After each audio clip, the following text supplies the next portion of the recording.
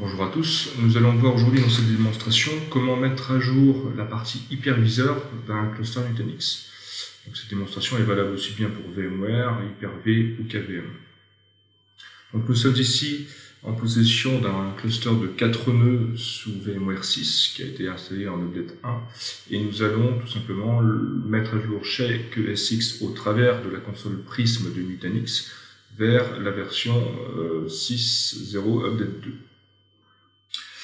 On va donc quand même vérifier aujourd'hui sur quoi on est installé, par la partie hardware, table, et on va voir qu'ici on est sur la build 307.31.46. Donc tous les compteurs étant ouverts, on va procéder à l'upgrade de la partie logicielle. Donc, outre le fait de pouvoir mettre à jour Acropolis donc de manière dynamique pendant vos périodes de production, on peut également faire la même chose pour toute la partie firmware, mais également la partie hyperviseur. C'est ce qui nous intéresse aujourd'hui. Donc, j'ai uploadé précédemment l'ISO offline de la partie 6.0 Update 2 et il ne me reste plus qu'à faire un upgrade au travers de Prism. Upgrade now. De mon login ici, mon password et c'est parti.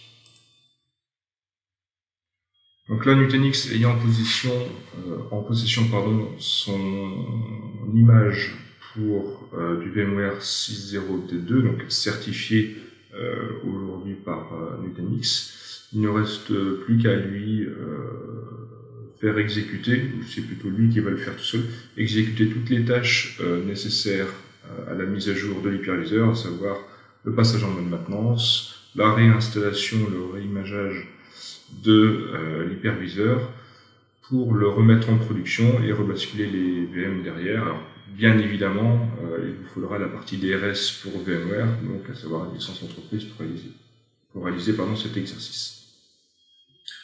Donc, on va le laisser terminer et voilà, on se retrouve d'ici quelques minutes ou quelques dizaines de minutes une fois que la totalité des 4 nœuds auront été mis à jour.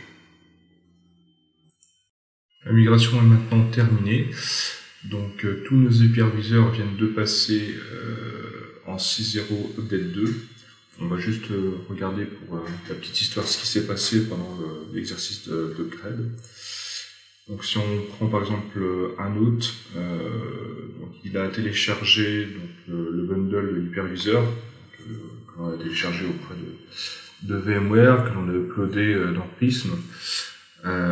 Puis après les différentes étapes nécessaires à une parfaite mise à jour au sein du cluster et donc le tout piloté par Nutanix, donc par l'interface Prism. Donc il n'y a plus qu'à regarder et se laisser faire jusqu'à ce que les 100% soient terminés. Dans les grandes lignes, vous avez un exercice de bascule via des REST des machines guest qui sont exécutées sur l'hôte en question. Elles sont basculées sur un hôte à disposition.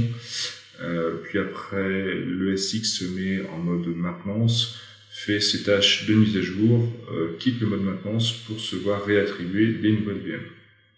Et donc le cluster est totalement mis à jour, et ce, quel que soit le nombre de SX derrière.